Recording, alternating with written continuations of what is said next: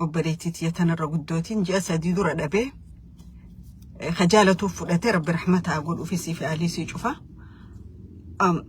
والمنا ما الدنيا راني ديما خبرا خلالته تجرى سو جريني اتفوفا أما أدو بدي أقروهن أسنو وبريتي يا أول لني خفني وانشوف أقوني أول الحمد لله رب العالمين آليسي توجين قروا أمني خيني أرى بكا جروت أول الأبي جرى بكا جروت قامسا بنين سنة جرى خنافين أسيتاؤهن دنديني توقفا بوتا أمانتا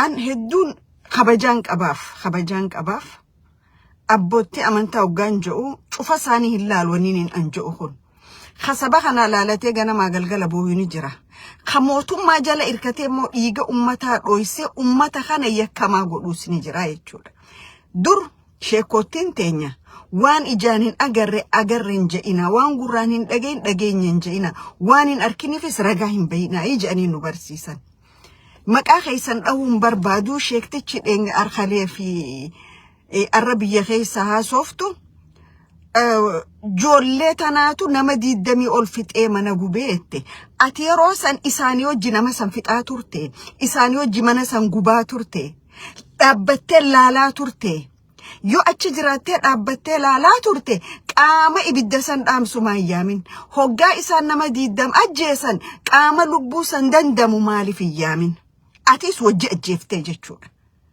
خلالي في أدو نمني دقو أسيد أبتي لالي غرغر سياميني في خأجيسس توكو يتشور سو شيكوتين أما ربي برات اللي نقافة تمتن چبودف رقا باتوان تيف جتشور حاجة فيت موتما توكو صداتي موتما واقع ونجعلون جرو دوغا علمي نما دوغا همي يودو إيرو هنسا جنة سينتي garuu sobaan yoo du'e rabbi biratti illee itti gaafatamaa jechuudha. Akkamitti kanatti onnate ummata fixanii isin bilisoomsineettanii akkana gootanii jette. Kagaa ummata san fixatis qaama sanii itti gaafatamtaa jechuudha sheekticha keenya. Okay. Arra silaa ati ka ibiddaa fi gaaza waliin naqoodoon tahin kawaan rakkoo jiru tanaaf araara fala barbaadu turtee jechuudha. So abba amantiiti siin jechuun na ulfaata. Joollee qaraasiftuu maal qaraasisaa jirta. Soba agartaniif ragaa bahaa. Nama mootummaan keessan ajjeese qaama hidhatee ajjeese ja'a jettee joollee barsiiftaa. If keessa deebi'a laala abbootiin keenya, obboleeyyan keenya. If keessa deebi'a itti yaadaa waan godhu jirtan kana. Waa takka furmaata fidaa hin jirtan lafa san belbelchaa jirtan malee. Bara amantini fi siyaasa waliin laaqamtee karatti keessaa baatu dhabamte keessa jirti jechuudha. Inuma warra amaaraa kanaatu warra gartee amaaraa kanaatu waan amantiin saanii feetu waan ummanni saanii fedhu ka godhu jara kanaahu isi waan feetan hin beektan waan amantiin teessan jettan liqimsitanii khabiraa nama barsiiftan jaalala oromummaatiillee hin qabdanii jechuudha. If keessa deebi'a iflaala. Jowaan mootummaan keessan belleesse cufa joollee hidhatte irratti deebisuun cubbuudha. Joolleen hidhatte dhibba qulqulluu jechuun hin danda'u. Qulqulluun rabbiin uume qofa. Ilmi namaa takkaa qulqulluu ta'e hin beeku dileerraa. Kanaaf waan godhame cufa qaama tokkorra maxxansuun hujii dabbalootaati malee hujii ka dubbata shawaa lixaa kanat eenyu addunyaa jettani malee hidhata hujii abbootii amantaati miti. Abbootiin amantii odoo mootummaa sin sodaanne odoo warra hidhatee sin sodaanne dhugaadhaaf ja'anii rabbiif ja'anii waan boru isaan eeggatuuf ja'aniiti dubbatanii jechuudha. Garuu isinarra garaa keessan bira dabruu hin dandeenye. Akka ati itti dubbattee onnatte nama diidama jeeftanii mana hangana gubdanii jetta. Mana mootummaan kee gube ijoollee irra deebiftaa. Ijoolleen tun hanga fedhanillee badii yoo qabaatan ni qaban badii hin qaban hin jiru. Waan mootummaan kee godhe isaanis waan isaan godhaniin isaan yakki ittiin dhufasaniis. mootummaa immoo mootummaa mana namarra gubu mootummaa ilma namaa baasee haadha duratti rashanu mootummaa shufeerota qabee akkaawuntii baankii kannee nama hatu kana maaliif dhugaatti dubbachuu dadhabde? Aadaan mana gubuudha aadaa mootummaa Itoophiyaati. Bara 1977 daa'ima taanii hoggaa warri keenya qonyeerra nu kaayanii oka nu kaayyatanii lola Itoophiyaatiif mootummaan Soomaalii wal lolan gaafa baqannu gaara faa keessa nagaa warri keenya nu geessan gaafa deebine manneen keenya gubatan bakki ol seenu hin jiru. Manni lafaan wal qixxaate entire the area. Waraanni Amaaraa dhufuu maaliin beeyne ibidda samiirra aara samiitiin beeynaa jechuun aara chiiboo. Allah kunoo ejersi gooroo gubachuu jira. Allah kunoo mulaataan gubachuu jira. Laga mixeetii waa godhu jiran maali godhu kanaani beeynaa jechuudha hoggaa isaan dhufan mana gubuudhaaf jalaa siinaa jechuudha. Amalli mana ummataa gubu amala warra nafxanyootaati jechuudha. Kan akkasii qaba. Khasheekotti asmattiin bira dabra kan taatu warri ijoolleen teenya qabsoo dadhabdanii galtamee suuta ja'a qabsoo dadhabdanii galtan maa galtanii sin jo'u maa haftanii sin jo'u baga maaliif hinafinaa sin jo'u garuu wanni tokko ka beekuu qabdan mootummaan qaara ni dabra ni dhufa ka biraa dhufaa jechuudha. Mootummaa arra jiru jettanii afaan hin badina afaan isin dhedheeraatina hedduu afaan hin deemaa jirtan. Mootummaan hanga dhumaa jiraate hin jiru addunyaa tanarra. Dur aduun biyya Ingiliziin baatu hin dhiituu jedhan. Maaliif addunyaa tana hedduu waan bulchaa tureef bakki tokko guyyaa ta'e bakki tokko halkan taa'e jechuudha bulchiinsa isaanii jala waan tureef. Impaayirri sanuu ni diigamee jechuudha addunyaarra. Kanaaf suuta ja'a. Gabbaatanii ABO guulallee maal jettanii afaaniin dhadhaquun gootummaa isin hin godhu. Isin nama isin taajabsiisa malee gootummaadhaa miti. Maal gootan bara qabsoorra turtanii jettan. Addi bilisummaa Oromoo daggala Oromiyaa keessa uffata uniformii waraana agarsiisee footoo guyyaa 100 maxxansuudhaan hin beekamu. Kun dhugaadha. Addi bilisummaa Oromoo warra lafasaa weeraruu deemu ol neqee lafa gadhiisee fi biraan deemne. Ragaan bahaa fi kibba baha Oromiyaati jechuudha bara dargii wajjoon lolaa turan asiin dargii wal lolaan asiin humnoota Ziyaad Barreetii wajjoon lolaa turanii jechuudha. Addi bilisummaa Oromoo yeroo isaan waan godhe maxxansee kanaan godhe je'ee dhaadheessaan turre waan godhuuf beeka ummata godhuuf beeka jechuudha. Biyya ollaa teessanii maal godhaa turtanii jettan. Qabsoon akka yusigooti yeroo siitti. Gaafa inni biyya alaa ture isinis wadalloota harroota wayyaanee turtanii jechuudha. Wayyaaneetu ficaa isinirra fe'achaa ture. Oromoo isinin ficcisiisaa ture akka keessaniin. Okay. Lafa Oromiyaa baha Oromiyaa ka buqqaasee Soomaaliif kan isinii jechuudha wayyaaneen godhaa isiniin jette. Hamileetamiini mootummaa kana jala dhokattanii ABO guullalleettanii nama qubalaattan. An ABO hoggaan jiru institution adda bilisummaa Oromoo. ABO'n ummata Oromoo biratti galata qaba malee arraban qabu. Ati kana kabaasee kana dubbatu si godhe ABO'dha. Silaa ABO'n yeroo qabsoon barbaadutti yeroo halkan dukkanaa ka Oromoon eenyummaa isaan beeyne ka maqaasaa ka Oromummaa qabu firraaqee maqaa Amaaraa baafachaa ture ka ati eenyoo ja'an gosaa fi amantiin if yaamaa ture san silaa ABO'n ka'ee qabsoo godhuu baate ati arra gabbaatee afaan Oromootiin hin dubbattu jechuudha. Jabaachuu fi laafachuu waan biraati dhugaa jiruutu kanaa jechuudha. Namni ABO'dhaaf galata hin qabne Rabbii isa uumeefis galata hin qabu jechuudha.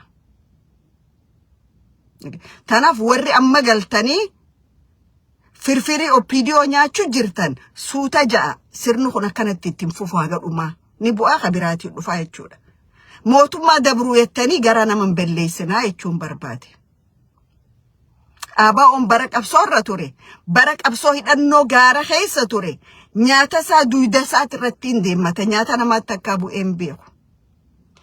Waan qabu duyda isaati irra hidhatee deemmachaanii ture sukkara xiqqaadhaa wajjin. Foonii fi biddeena nyaachaan baane. Waan biraa akka namni dubbatu naman godhina afaan keessa zib godha waan gaafa gaara turte wali qabattanii galtanii nyaadha ABO gullalle tani afaanin daddaquun gatii tokkoon qabu gatiidha isin kafalchiisa malee akkami gatii isin kafalchiisa mootummaan kun gaafa kufee khabiraa dhufe akkatti ol godhattanii nama laaltanii beeytanii jechuudha kanaaf suutuma jaa kakhaanii viidiyoo deddeemaa ture tokko irraa illee namni dubbachaa jira naamusni waraana bilisummaa Oromoodha qabeenya namaan tuqu qabeenya Oromoo ni kunuunsa waraanni bilisummaa Oromoo qabeenya Oromoo ni tiisa qabsoo godhuufu qabeenya saba kanaa tiisuufi mirga ummata Oromoo tiisuufi dhugaa Oromoo irra dhaabbatee qabsaa'uudhaafi dhugaan jiru kana waraanni bilisummaa Oromoo kanuti beeynu lukkuu Oromootillee ni kunuunsa qabeenya gurguddaa dhiisa arra garuu wanni deemaa jiru gaarii miti waraana bilisummaa Oromoo zoonii bahaati kuno qabeenya juuniyaddiin ummataa bite barbadeessine jechuun gootummaa naman godhu san qabeenya ummataati jechuudha qabeenya ummataa diinarraa dhorkita malee atin barbadeessitu as keessa maaltu jiraan arka bara OPDO'n Tigreen dhufte OPDO'n Tigreen maal recruit goote hattoota gandaa shiftoota warra haatini fi abbaan abaaran warra ummanni jibbe warra gosti lagatte wali qabame OPDO taa ture jechuudha OPDO ta'uun qaanii ture dur waraana bilisummaa Oromoo keessaas warri kasii dhibbarraa dhibbatti ka jiraniin arke jechuudha kanaaf ajajoonni waraana bilisummaa Oromoo warra mataan gatortore odoon taane ajajoonni gadirra jirtan ka dhugatti ummata keessaniif dhimmitan ka dhugatti kaayoo fi akeeka addi bilisummaa Oromoo kalee itti qabsaawaa turerra jirtan haala waraanni keessan godhu jiru jala deemaa laala warra farra qabsooteef keessaa baasa qulqulluudhaa miti isinis akkuma mootummaa shiftaa kana qubalaannu kanattis qubalaannaa jechuudha maaliif waan ifa bee tokko we cannot deny viidiyoon kun deemaa jira qabeenya juuniyaddiin ummataa bite gumneettanii himaa jirtan kun qabsaawaa naman godhu qabsoon bilisummaa sirrachuutu irra jira qabsoon bilisummaa kallattii gadhiifte okay qabsoon bilisummaa gaafa faannoo ol neexanii ganda meeqa gadhiiftanii fi deemtan kaayoo adda bilisummaa Oromootu irraa baatan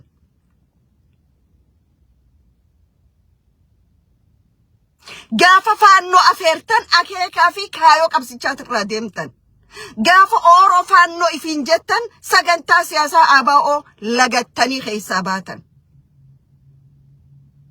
gaafa miidiyaalee Oromooti miidiyaa diinaa ettanii miidiyaalota warraarra dheeyxanii bookkisuu eegaltan akka wadala harreetti halaakuu eegaltan kaayoo fi akeeka dhaaba kanaarraa deemtanii jechuudha kanaaf if keessa deebi'a if laala if dhaggeeffadhaa warri galtan taatu mee suutuma ja'a suuta ja'a warra guulallee warra maarree jettanii qubalaachuun gatii tokkoon qabu dhaqiiti ABO arrabsisiin jechuun gootummaa si fakkaataati gootummaadhaa miti yoo dandeessa silaa rakkoo jirtu sanii furmaata ta'uu sirra ture mootummaa ummata kumaatamiin dararaa jiru odoo laaltee agartu ABO guulallee jettee maal gootan jettee dubbattee jechuudha ABO'n ummata Oromootiif Harvard University da oli mi'a ABO nama beekuutu waan ABO'n godhe beeka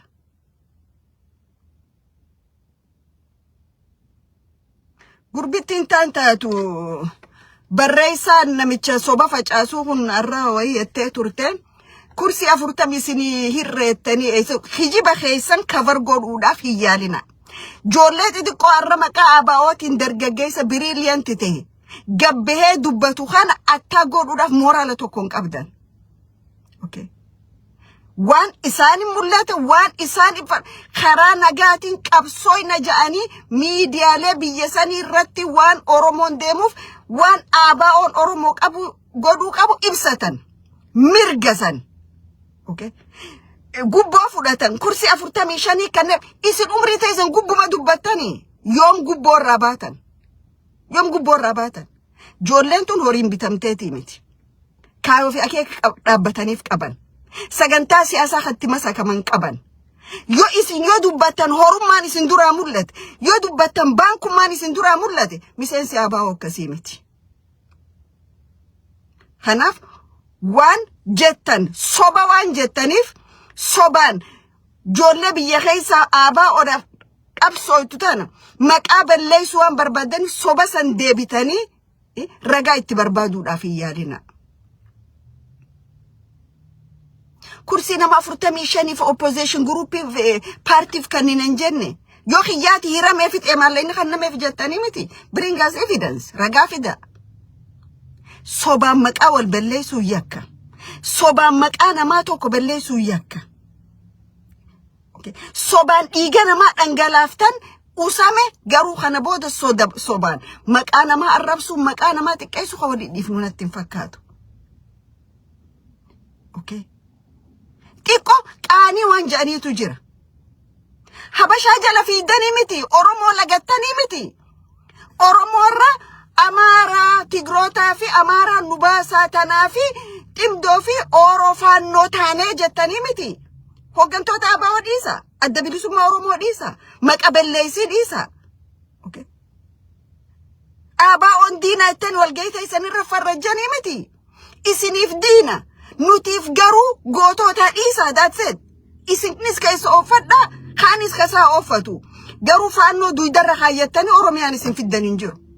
Ummanni Oromoo halee sirna TPLF gaggeessaa ture lubbuu meeqatti gabbaree jechuudha. Halee dhaabbattee sirna TPLF irra qabsooyte arra deebite isaanii wajji qabsoo goote eenyu fiduuf deemta. Ummanni Oromoodha sammuun isaa banaadha. Waan godhuus ni beeka, waan hojjetus ni beeka jechuudha. Kanaaf dogoggora seenaa keessa hin seenina. An kanumaan jechuu barbaada.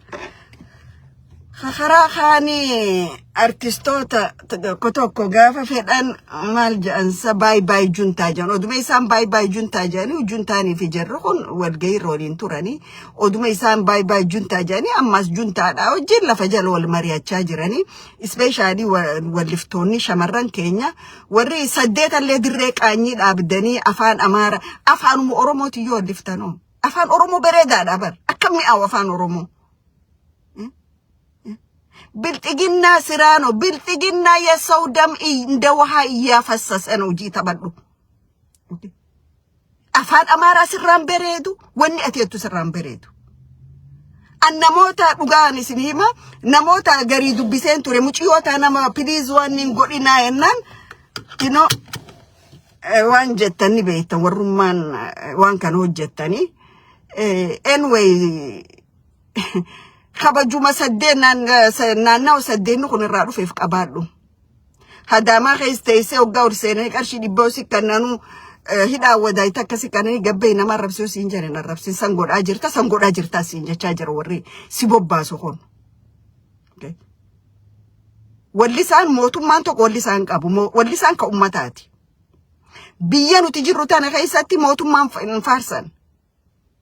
Hujii mootummaan san godhu yoo badii ta'e gaarii ta'e hujii san. Ankaraa keenya kana abaarsa maaltu itti bu'ee zoonii baatan hin beekan. Artistii siitiin qabi, maarree siitiin qabi, balaa maaltu isini bu'een beekan. Ellaan ibiddi daaraa ni dhala. Daaraan silaas daaraan ibiddumarraa dhufaa miti. Daaraatu ibidda dhalche karaa kanatti. Geggodhatanii ilaalan waan deemu jiru. Namni isaan gorsu hin jiru because ka isaan bulchuutu aktivistiidha. Ka isaan bulchuutu gurbaa social media kanarra deemee haasa'u tokko jira. Ka garee 120 keessa jiru. Isaatu bulcha naannawa san. Tanaaf naannawni san namni siitis kabajaa dhabee lafti siitis kabajaa dhabdee hayyoonnichi keessaa dhufanillee kabajaa dhaban jechuudha. Amma namni nama biltigina maal jee afaan namaa turaab godhe. Warri afaan kana beeku koortii addunyaa irra si dhiyeessuun oolan. Amma akkamitti namni kun lafa Ali Birraan dhalate keessaa dhalate akkamit jedhan. Lafa Abdii Qopheen uumame irratti uumamte akkamit jedhame jechuudha. Akka meeshaatti paartiin siyaasaa yookaan warri biyya bulchu isin. Deengadda dhaabbattee wayyaanee arrabsaa turte. Wayyaaneen fi jarri walii galan الراس رابطة مال جت دم أمته خايف دبادو أمته مليون في چنا خونه جارسون رابوك إيه بك جرم بين سنة في دبادو بلسجن ناصرانو بلسجن يا سودم إن دوها يا فسسنوجي بلسجن يا أجر قبيني بياها تج سامو جراجي أفان جراج سربي أوكي بلسجن واتاتوش يجرساتشو نوجي سربي ما أعرف لغان دبني تنافجرا خينيا نجي ربي أورمو جدو تربي أرارا فيدو أورمو جدو تربي والنجيتي هافيدو شيكوتين تينيا جباتني نما الرب سورة ركو بيخيس جرتو فرماتا مودا كيسوتين أورمو دان كيسوتي وربرا مبيهو كيسوتين أورمو دا أرثوذكسي تانا بروتستانتي تانا شيكوتين تينيا ركو ديم تخاناف فلا خبر بادو سلا اسن توريه چودا فلا بربادا أمني أورمو مناساتي بوكاون كابو لفساتي بوكاون كابو أبوتين غدا يوتيوبرات فرنجي خلو فيف وچو غداتي في روفا غدا اتمارود إيسا أكتيفيستوتا في يوتيوبرات هيداميف ديتاني واسيتا ود إيساتي بوك أيس أمة أورمو جدرا أمة أورمو رجع جرو بيخيستي فورماتا بربادو رفولا غدادا أمني هيون كامني أمني بيخان كامني تاتين إفاركاي تشودا فياتا إيرو براودي